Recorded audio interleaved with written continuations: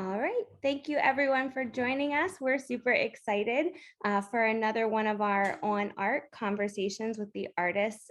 Today, we're excited to have a group chat with artists participating in the Fields and Formations exhibition at the Delaware Contemporary. And Kristen Hileman is going to moderate that conversation for us. Kristen has been the curator in residence at the Delaware Contemporary, and she is also the curator and organizer of this exhibition. So thank you everyone for joining us, and thank you, Kristen. Thanks so much, Brittany. And I also want to add my thanks to everyone for participating today and for participating in the show. So very briefly, for those who haven't seen it, Fields and Formation is a survey of Mid-Atlantic Abstraction featuring 12 artists who live in the region from Washington to Philadelphia. And today we have 6 of those artists with us for a conversation around some of the issues that come up in the show, but just also, I would say, generally about their careers and experiences as artists working in our region. So this conversation is, I hope it becomes a give and take. We've outlined a few topics and kind of guiding questions to get us started, but please, everyone, feel free to jump right in with your own questions and engage in conversation amongst yourselves. I think perhaps because this is such a disembodied and non-physical or tangible way of coming together around a show that's that I hope is a very physical experience for viewers. My first question has to do with the concept of materiality. So as I mentioned to you as we were preparing for the talk, I feel like it's good every once in a while to challenge yourself to think about terms that you take for granted when you're talking about art to art insiders. And materiality is definitely one of those terms. I kind of know what it means. I know what I mean when I use it. For me, it suggests kind of a sort of assertive quality of the materials in an artwork. But in some ways, every artwork inherently deals with materials and a transformation of materials. So I'm wondering, I'm actually going to call on a few people to start us off with a response to this, this question about what does materiality mean and how do you see it in your work and maybe in this exhibition. I'm wondering if Alexis and Jesse, as the sculptors in our group, could take a stab at that. I can jump in. Yeah, so for me, paper it's so metaphorical in its material, from like fiber to the transformation of beating it to it becoming a substrate to a sculptural form. And so I think there's just so much metaphor in like a cycle of life and death and skin, and it could be blobby or it could be awkward or comical. So for me, it's like this collaboration with a material. And I think of materiality in terms of my practice as being a conversation with the materials that I'm working with, that it's not like me sort of mastering them, but it's rather that there's this back and forth with those materials, that we are in conversation and I'm pushing them and they're pushing me. And when I think of materiality in a sculptural context, or like when I see it in an art context, it's sort of that the material history and the politics that surround that material are forefronted, that they're important in the practice. So the materials I work with, I'm always researching their history, where they come from, what their impact is, and how that relates to the finished form. Great. Well, so in that response, that makes me think a little bit of Maggie's work, right? So Maggie, maybe you have some thoughts to add too. I mean, you are a painter, and it's not always evident in the way that we can see the paper in Alexis's work, or the paracord or cotton material in Jesse's. So it's not always exactly identifiable what your materials are, but definitely in your paintings, you're sort of going beyond paint and putting the works together. Thanks. Yeah, I was kind of hoping I got to go next. I was enjoying thinking about the word and also that we need to sort of challenge our assumptions or what we get used to. And I feel like in many ways I'm a traditional painter. You know, it's like I make paintings, like I make paintings, I keep making paintings. Like I love sculpture and, you know, I don't make sculpture, but why not? Like I'm so committed to the medium. And so I feel like there's medium, there's materiality, there's the word that I thought of actually when Alexis was just talking is touch. And I think a lot of what materiality is like the way that you use the material, which then equates to touch, which is then the mark or the hand. And then of course the mind or the sensibility. So the way that material is used, but how it is presented, and our conversation via email, which was really interesting to me, and I didn't respond till then when she gave such a interesting answer. I was also thinking about touch there, you know, because the way that Lynn touches paper or ink is very different than the way Alexis does or Joe Smale. You know, like the way we use material is so fascinating to me within the structure of abstraction or, you know, painting or sculpture, which has very painterly qualities. Lynn, do you want to respond since your name was brought up?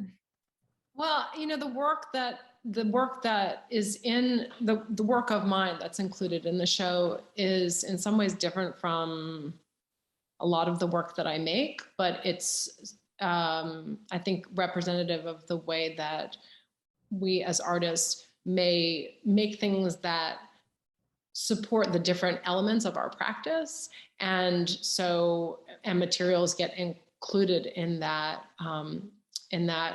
approach and that reality.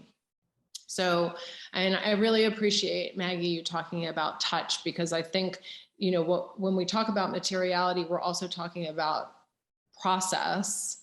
And I think of my work as being process driven more than materials driven. However, the text reduction works that Kristen included in the exhibition are totally materials driven. They wouldn't exist if it weren't for these two giant volumes of Turner's images and Ruskin's words about them, if I didn't have those two books. So they are materials driven in a way that a lot of my other work might not be understood. Thanks. And we're going to definitely circle back to this process issue in a moment, but I also want to bring Carol and Arden into the conversation, because I mean, I do think what's being revealed here, and I feel a bit validated by it, is that in some ways, all of you have a special connection to the materials that you're using.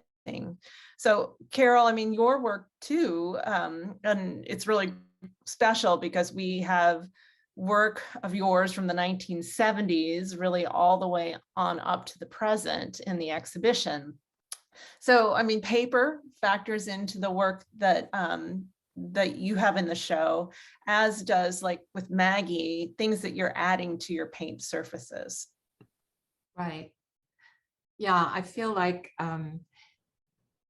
that it's what I want to touch. That word is fantastic to use with this. I'll use anything for my material, whether it's as I'm sure most people do, painting, sculpture. I love putting things together for sculpture, but this work, especially the early work, was a very intimate process that where I took the pen and actually tapped out feelings, almost like a heartbeat. It was almost like sending smoke signals. I felt like I was communicating just the sound and hearing the sound. So the different materials require some other feeling, emotion, and activity around it. When I do big paintings, I'm listening to books on tape, listening to literature. So that I can't do with everything. So it's almost as if each element I use has its own voice, its own need. Great, great. And here I'm also hearing, I guess, not just with you, Carol, but it's coming up with other artists as well, this idea that the materials themselves have some kind of emotional or metaphorical meaning or resonance, which you engage with as you make your work. So, and that too, we're going to circle back to in our conversation, but Arden, touch, right? I mean, I think you're a very interesting artist here because you oscillate back and forth between a world of making things that is highly tactile, and then a world that's so visual, the virtual reality world, in which you're also kind of processing visual stimuli and making completed work, but also using it as a tool to, again, manifest work in the physical world. So how about tactility and materials? Like, how do you think about them? Yeah, as everybody else has been talking about this, I was thinking about how, you know, for me, painting it's so physical. It's so much about the love of the materials and the color and just playing, you know, seeing what happens when I mix different colors together or line up different marks, layer them together. But when painting leaves my studio and is exhibited, viewers can't have that same experience. They can't touch and get, you know, they might slow down, and I guess the hope is that they're getting absorbed in the imagined feel of those materials, but they can't actually touch them. So part of what drew me to working in virtual reality was this ability to allow people to move their bodies through the color and imagine, you know, touching and walking through the brush strokes. So trying to create, you know, in this weird way of like not touching, but this imagined touch. And then that, you know, circling back again as I'm making the paintings, you know, I kind of have this you know, layer of distance between like the immediacy of the object of the painting and then working in the VR, looking through the screens, which is, it's just always interesting, kind of keeps me moving. So, I mean, I think just to follow up with you, but anyone could jump in here. I mean, so what's really interesting, I think, with the addition of the VR piece and this exhibition of you know, deeply tactile work, is that it offers this kind of preview, maybe, especially in the context of the pandemic, maybe, I guess, this preview of worlds in which our eyes are the way that we begin to access the tactile. And I'm not doing a great job of verbalizing this, but my experience of walking through the VR environment is very much one of, you know, almost feeling like I could reach out and grab something, but being a bit confused about what that surface would feel like, versus the experience of walking through this exhibition. And while no one is allowed to touch anything, you know, also having that sensation of feeling like I could grab a hold of all the work in the show, run my hands over it, and really get a satisfying experience. So in the exhibition environment, my eye and my sense of touch are very like in alignment, and they're both sort of operating even though I can't reach.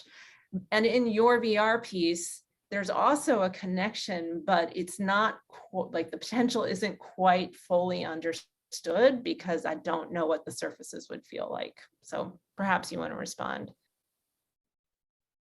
Yeah, I mean, I think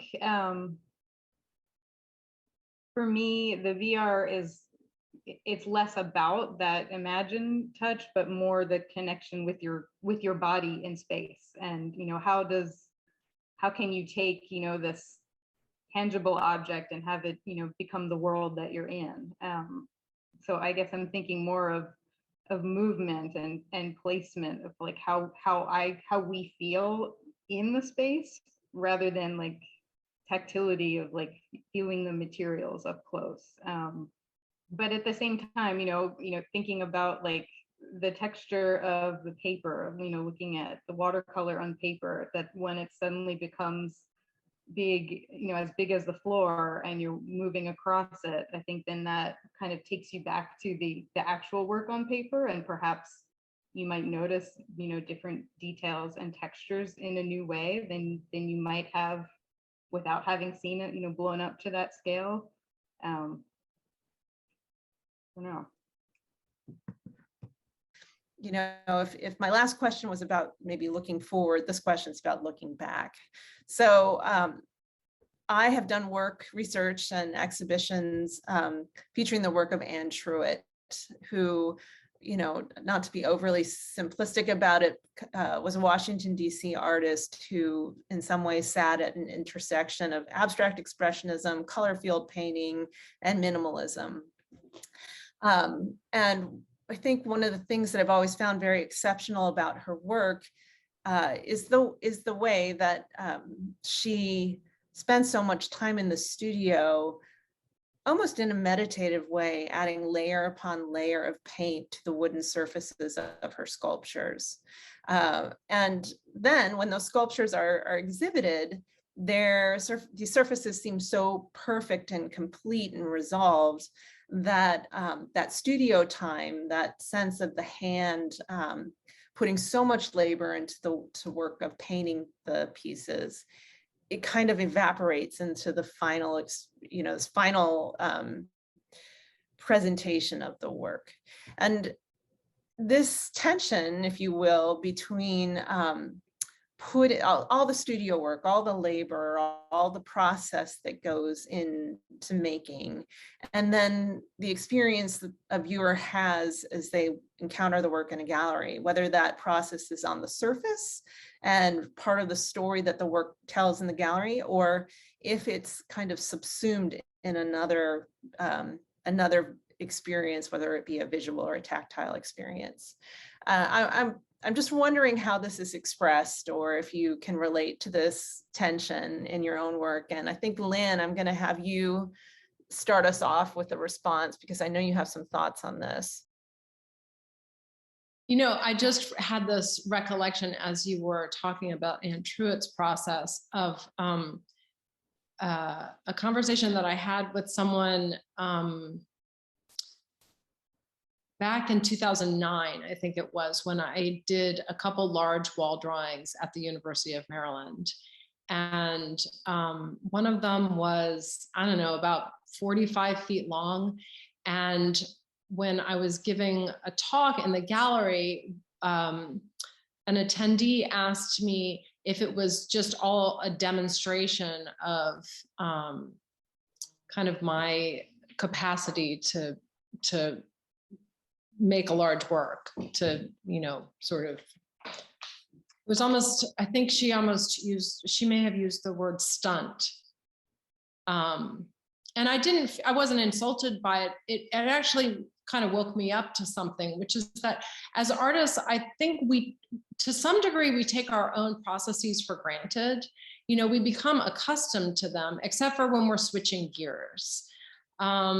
And so, to make a 45-foot long wall drawing, to me, it wasn't about a stunt, and it wasn't about my sort of physical abilities. It was really about the creating something that would, provide a particular experience to viewers. But I do find these conversations really interesting around the labor that the viewers of our works can perceive, and also that labor that is not visible, and Truitt being a perfect example of that. And some labor is research, right? So, I mean, there's so many artists involved in really deep research now, and that is rather invisible a lot of the time. So I think it's all an interesting conversation. I don't know where I land on it. I wonder why non-artists often ask questions about how long did this take?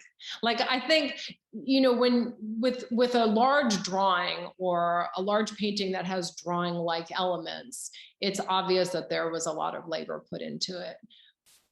However, when I look at Maggie's work, I think, well, the labor here, I mean, I don't know how long this painting took, but it really took a lifetime, because to have the facility with materials like that is not, it's not quick. I mean, you know, the whole thing about a Jackson Pollock, like my kid could do that. Well, let your kid give it a shot, because it's actually quite difficult.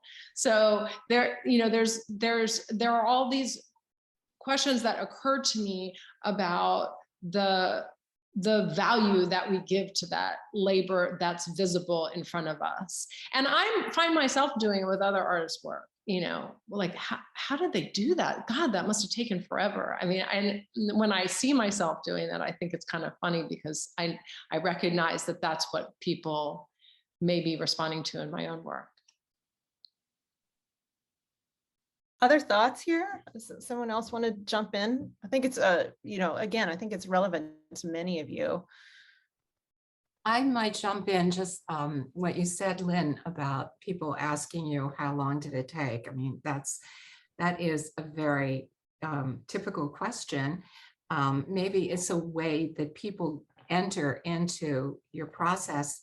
And I think that, and I think especially about your work, because I've seen it, I think I've seen it, I'm more familiar with your work.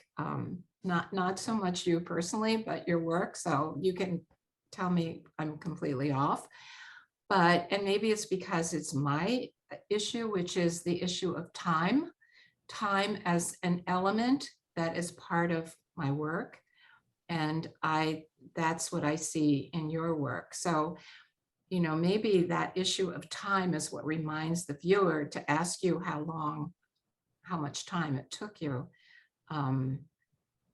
I love the labor, and somebody said in one of the emails, they don't consider it a labor, and I agree. It's, for me as well, it's not a labor. This is my particular process, is to take a very long time to make a lot of paintings in a series. It's a way of integrating my mind, my body, my hand, my brain, the social world, the whole world. So I guess I, you know, when I use the word labor, there's no judgment attached to it. And I guess that word can have a slightly negative quality to it, but I don't think of it that way. I don't either. Yeah. And I wonder sometimes if, I mean, to me, the labor in the studio is an absolute luxury. So there's nothing negative about it.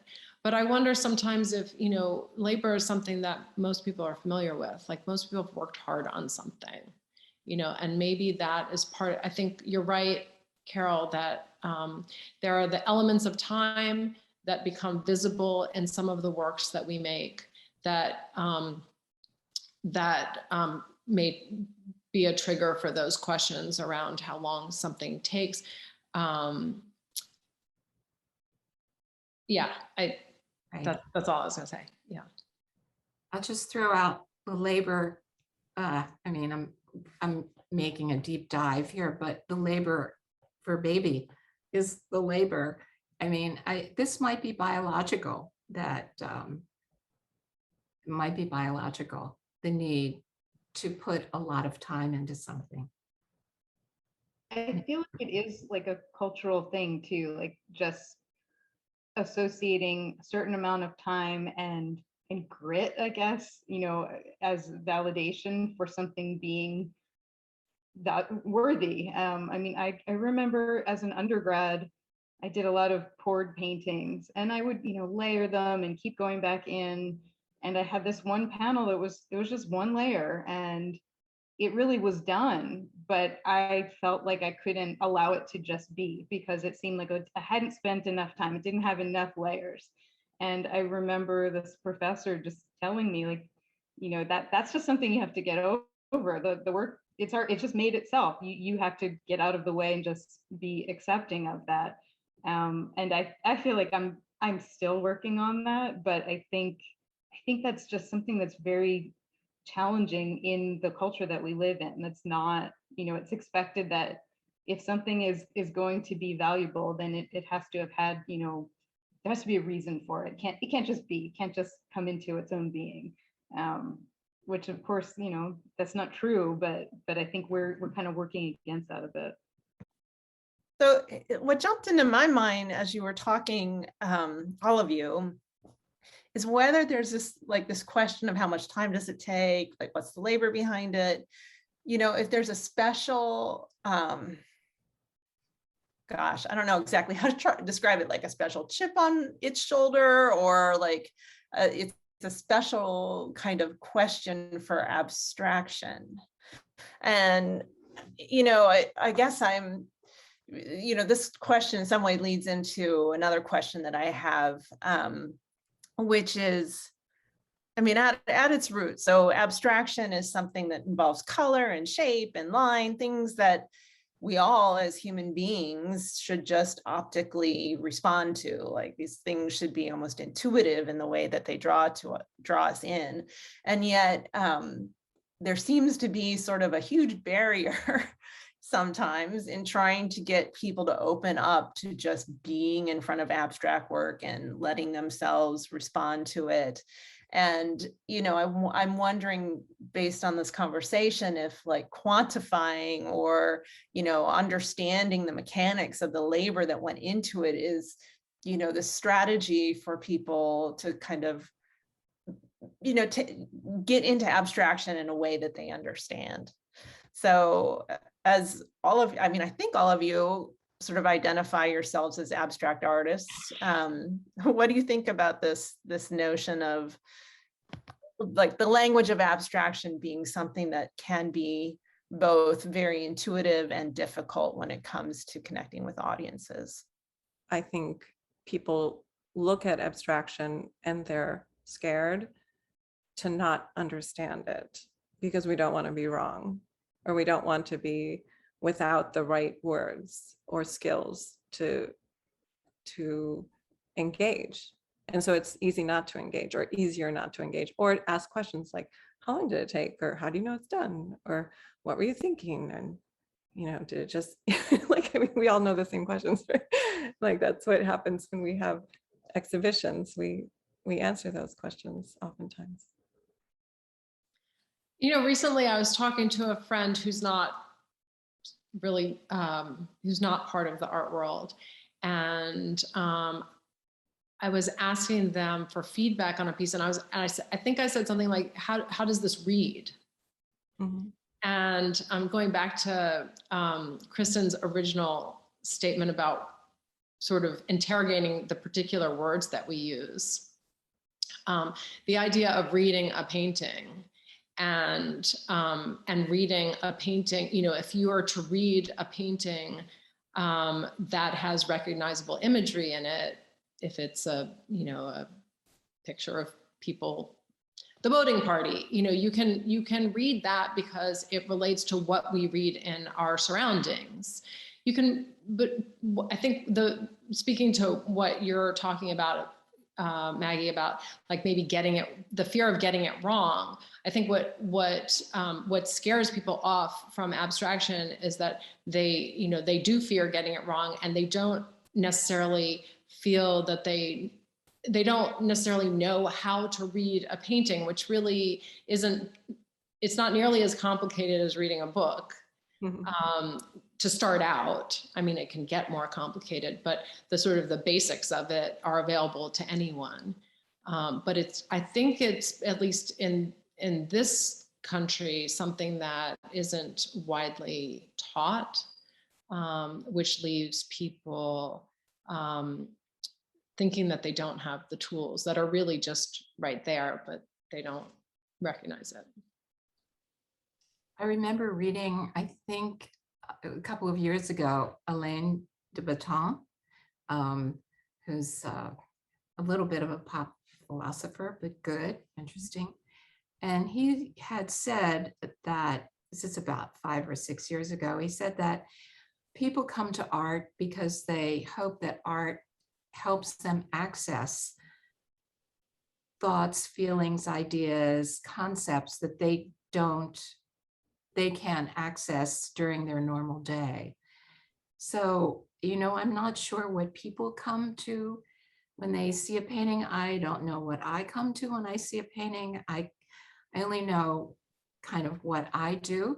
And I feel a little bit, I think abstraction has a great history and a great present, and will have a great future. I'm not sure that in this world that we're in now, that abstraction is a definition that is applicable. I think art has become much more personal. And so it can be, so abstraction can be anything. Yeah, thank you for that, Carol. I would even go so far as to say that abstraction has never been monolithic. I'm realizing I didn't say this, but maybe it's important to say that as I was thinking about this exhibition, Anne Truitt was in my mind, Alma Thomas was in my mind, but the larger issue of the Washington Color School was kind of there. And I've always, as someone who's lived in Washington, D.C., I lived in Washington for about 18 years, it always seems kind of remarkable that there would be a group of artists that, were working in that city, sort of in the shadow of New York, that actually got mentioned in the history books. So, I've always thought that was kind of special, despite problems maybe around the inclusiveness of the color school and how artists were positioned themselves in relationship to it. But part of the impulse of this exhibition was to look around and see if there were sort of vestiges of color field and color school abstraction going on now. Now, in the process of putting the exhibition together, a lot of that just kind of like set it aside. But, I would say that in looking at all of your work, there is a core of interest in color and geometry and process, really, that one could tie back to the color school. But, one of the reasons the color school made its way into the history books is that it had critics like Clement Greenberg coming through Washington, and his student, Michael Fried, also being present and writing about it, right? And they wrote about color school abstraction in this very sort of non-emotional way that stressed its optical presence. And I think in our conversation, what we're really getting at is that for most of you, your work sort of goes beyond just sort of a formal or optical exploration to something else. Now, Jesse, I'm going to put you on the hot spot right now, because if we're looking at this kind of historical story of abstraction, and we're thinking about like the late 50s into the 60s, but especially, also the 70s, like then we land with your work, which does, I think, have sort of this nostalgic quality in the way that it makes, certain people like me think about some of the more craft-based sort of DIY work that people were doing in the 1970s. Then in some ways, was abstract even then, but through the lens of your work, I think we really appreciate kind of these qualities of abstraction that are tied to the fine art world in a way that maybe weren't appreciated when people were doing the work in the 70s. So can you kind of comment on this like messy history that I just talked about? Yeah, it is incredibly messy, and there were artists like Lenore Tawney and Eva Hess and Annie Albers making work that was dealing with abstraction in the 60s and 70s. And I mean, I go back to this idea of the politics of the material as well as the politics of the technique. And so I'm really invested in working with processes that speak to certain points in history. And so macrame, which is, predominantly what I do, as well as tapestry, I pull these kinds of processes that are still very popular and being used, but I'm interested in them on a personal level because of the ways that they speak to my mother's kind of second wave feminism, which is highly problematic, but also is like the precursor to my kind of experience of feminism.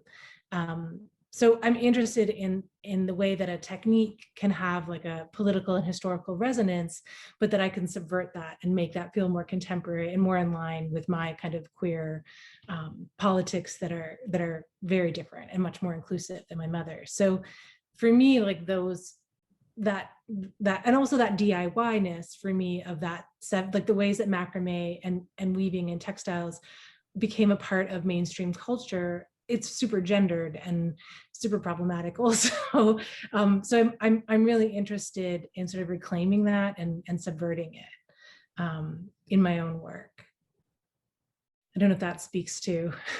Yeah, no, absolutely. And I think, Alexis, I'm going to ask you too to respond, because I mean, you make sculpture out of paper, right?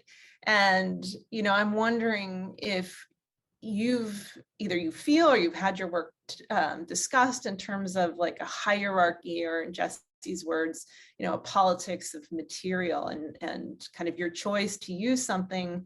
I'm going to go all in and use some language that is not neutral language, but, a material that's fragile or delicate, to make something that, we tend to think of as enduring as sculpture. Like, how does that work for you?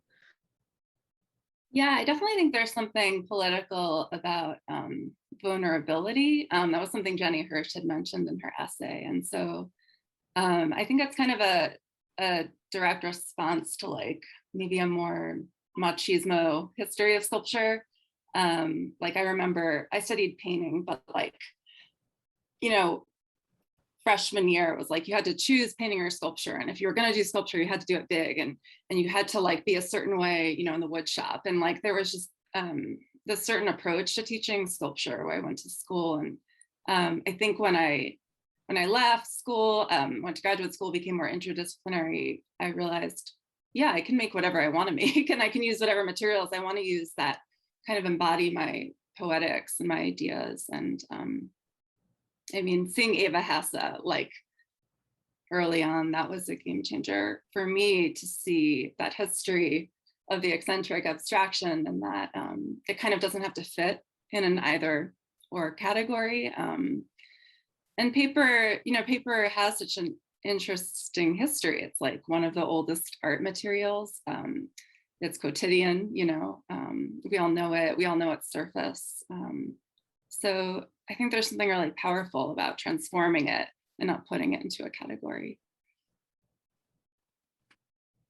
Well, and that statement about categories, I think, leads me to, the last question I'm going to ask formally. Again, the conversation can continue if you have questions of each other, but clearly this exhibition, I mean, we can't escape it. There's a kind of categorizing that's going on in the show, which isn't just about the work being made, but it's about your identities as artists.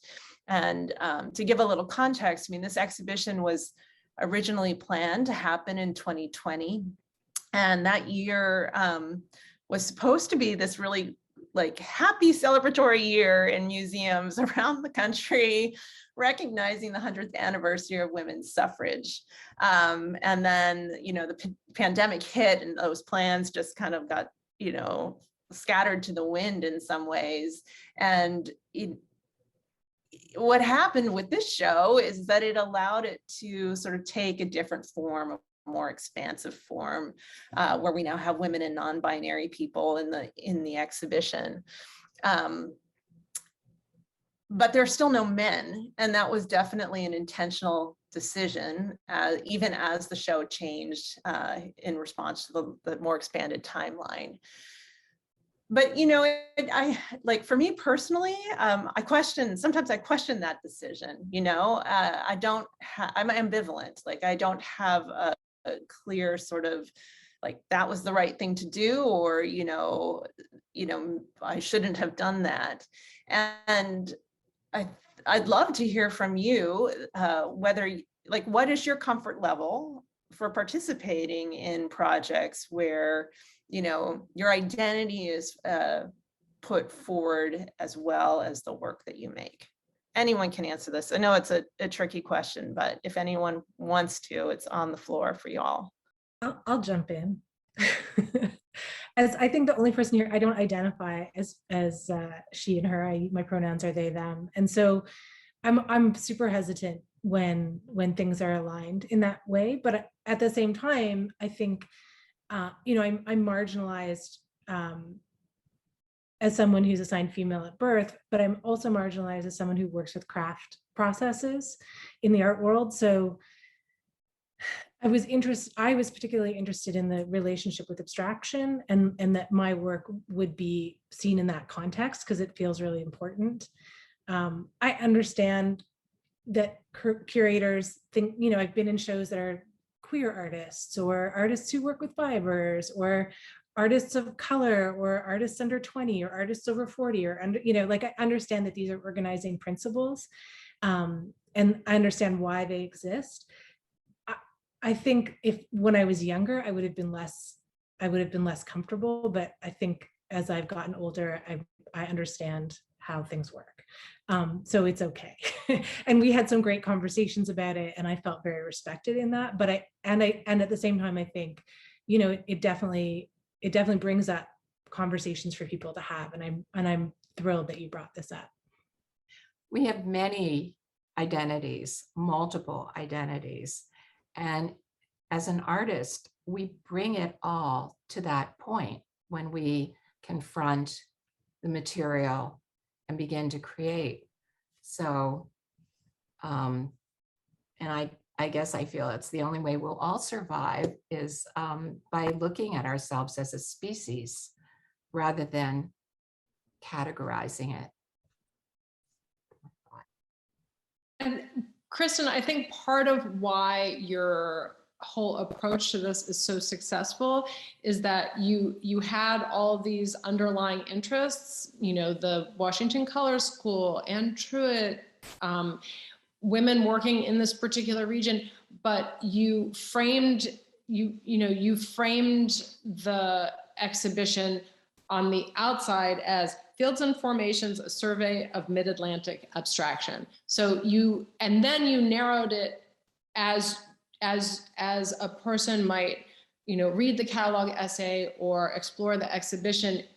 Those organizing principles appear later, but they're not they don't come in front of the work and in front of of the threads that run through all of the work. And so for me, there's nothing uncomfortable about being included in this exhibition, even though it is, it does exclude, it excludes men and excludes certain kinds of work, but every exhibition has to exclude something. That's just how it goes. That's part of what makes it interesting, is sort of like taking a deeper dive into a particular area of interest. So I don't have any concerns about, my identity being part of the reason that I'm included in this exhibition. I'm honored. Yeah, I was going to say, I think I mentioned this a little bit in our emails, but for me, when you initially brought up Anne Truett, my immediate connection was from reading her book, Day Book, about, being a young mother while she was developing her art career. And that was exactly where I was at the same time as I was reading it. And that's still something that is really challenging in our culture. I've been really involved in working with other artists who are mostly like younger mothers, but there's also been a lot of language that I found very challenging, like to make the assumption that everybody who identifies as female and has a child would also call themselves mother or parent, which is the more appropriate thing. At the same time, I feel like there is still a difference between, the challenges I have had as a mother compared to what my partner, who is male and is the father, deals with. So I felt like, though I was really, thinking about these things when I saw, the write-up that you'd presented for the exhibition, I felt like very just proud, to be like in these same footsteps, with the people who came before, and seeing the different ways that the other artists in this exhibition are finding their roles in the world as artists and women or non-binary people. I think it is still, valid to point it out. I was so excited No, go ahead. when Kristen reached out about the show, and I had been dreaming of a show like this. Like, could I be in a group show, which would include, other artists that are working and painting abstractly, and then having the focus be on our region, which is a part of the country that gets less attention in terms of artists who live here, not in terms of museums that are here, but in terms of the artists, and getting less attention. And also, the work that women do is to a large extent invisible. And I don't feel invisible, but I know that our work as, female or non-binary artists, that we can be less noticed, less represented. Statistically, we have far fewer shows. We have, less value put on our work monetary wise. Like, the fact that we might be looked at because we make our work that in a more emotive way sometimes, that is not logical, therefore that's bad. And so the way that the art world has constructed value and interest and logic compared to emotive responses, I think oftentimes lands poorly on women in terms of what our opportunities are. I just wanted to jump in too. Like, I think something that's really special about the show is how you built these connections with artists within the region. So I have some interesting overlaps. Like, I met Alex Epstein years ago at Towson, and then like she curated a show for me. Jessie, I've heard your name for years. We've never met. Arden and I have known each other for a while.